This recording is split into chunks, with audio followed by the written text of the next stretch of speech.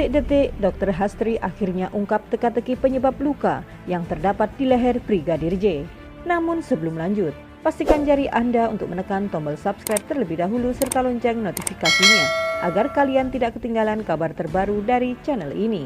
Kalau sudah, mari kita lanjut dan simak video ini sampai habis.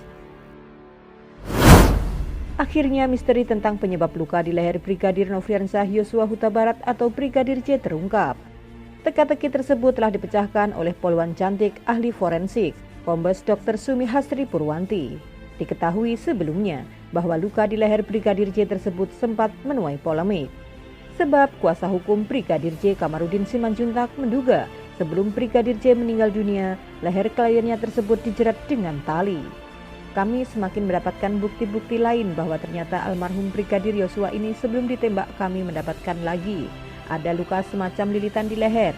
Artinya ada dugaan bahwa almarhum Brigadir Yosua ini dijerat dari belakang, kata anggota kuasa hukum Brigadir J Kamarudin Simanjuntak di Mabes Polri, Jakarta, Rabu tanggal 20 bulan 7 2022.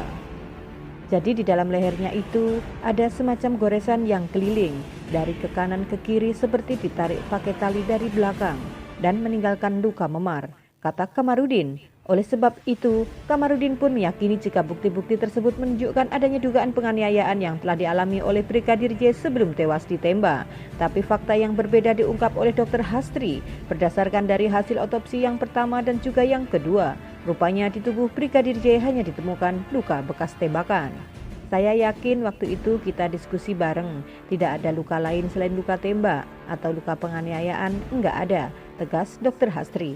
Ia juga mengungkap luka-luka yang disebut oleh Kamarudin Simanjuntak yang ada di tubuh Brigadir J adalah luka ketika proses otopsi dan pasca otopsi. Karena ada tindakan untuk mengambil peluru yang di dalam tubuh, tindakan untuk memasukkan selang formalin, karena jenazah mau dibawa keluar pulau harus diawetkan, itu saja, tegasnya.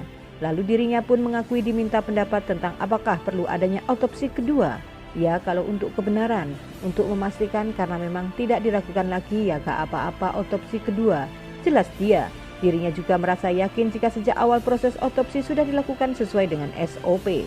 Saya juga pernah loh autopsi ulang waktu di Klaten sama timnya Komnas malah yang teroris.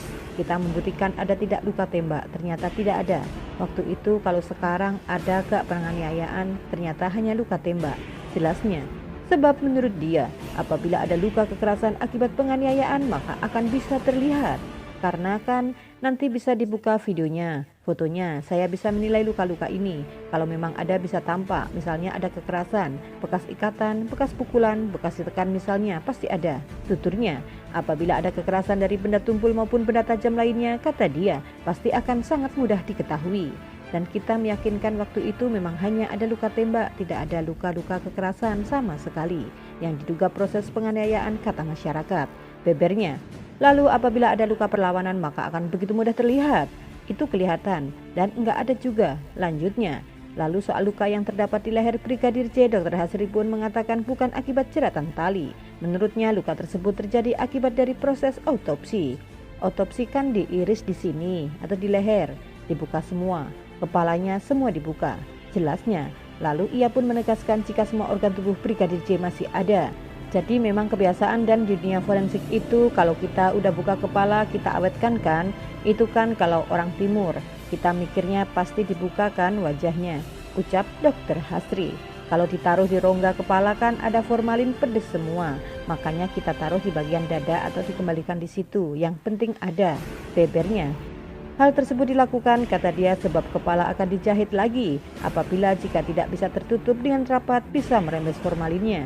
Itu kan direndam formalin, cuma untuk memudahkan keluarga untuk lihat. Karena yakin biasanya orang meninggal itu terakhir dibuka wajahnya. Jelas dia. Terima kasih sudah menonton video ini sampai habis ya guys. Jangan lupa like, comment, and subscribe. Dan sampai jumpa di video selanjutnya.